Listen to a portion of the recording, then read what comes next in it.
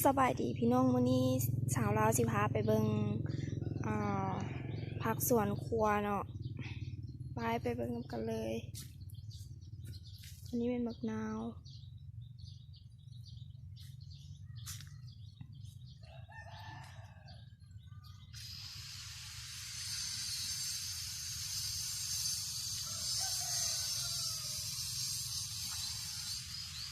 ไป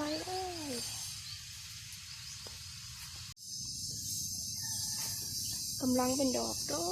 กมากดก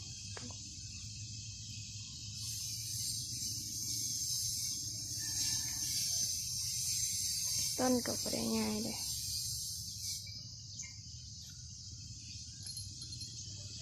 อันนี้เป็นผักติ้วส้มเนาะว่าแมวมาปลูกไว้เฮือน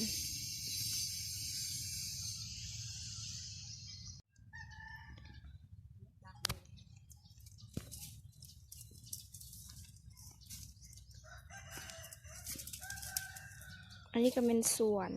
ครัวเฮือนเนาะกระสีประมาณนี้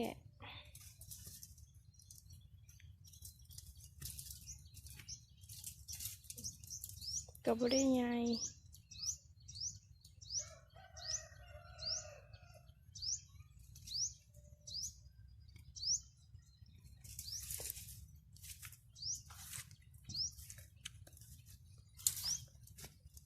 หน่วยใหญ่เนาะแม่เนาะเอาไว้เฮ็ดแนวโทนี่นะปลา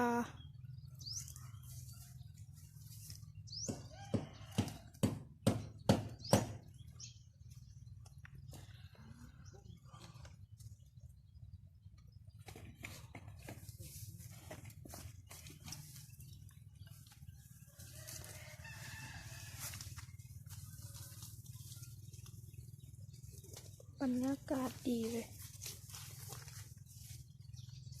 หน่วยยิ่งเหมือนยาวๆบวบยักษ์ค่ะเลยเป็น2 หน่วยวันนี้ว่ะ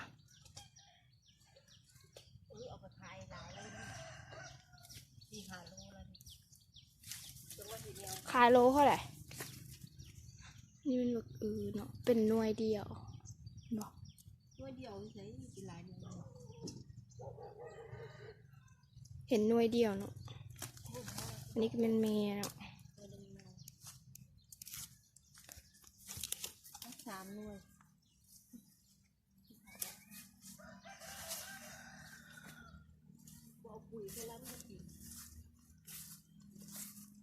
ช่วงนี้ยามฝนนะมันอาจ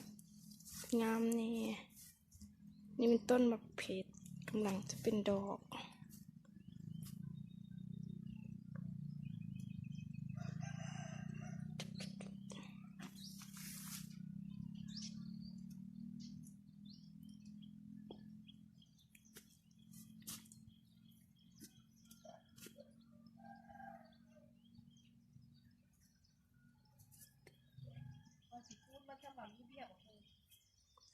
คู่เนี่ย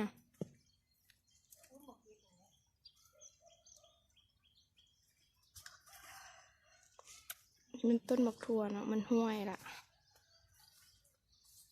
แต่มันก็มีมากอยู่กับอะไรเป็นไง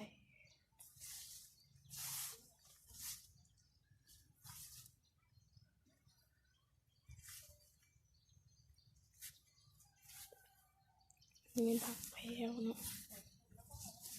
ผักนอกมันหากระปูเนาะอันนี้เป็นผักแป้งนัว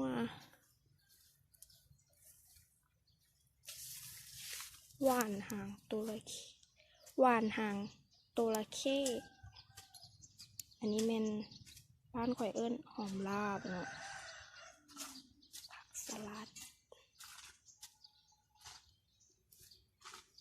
ก็มีซ้ำนี้แหละเนาะสวนครัวบ้านสาวลาวก็บ่ได้ไงแต่ก็พออยู่พอกินเนาะคลิปนี้ก็จบเพียงเท่านี้แหละเนาะ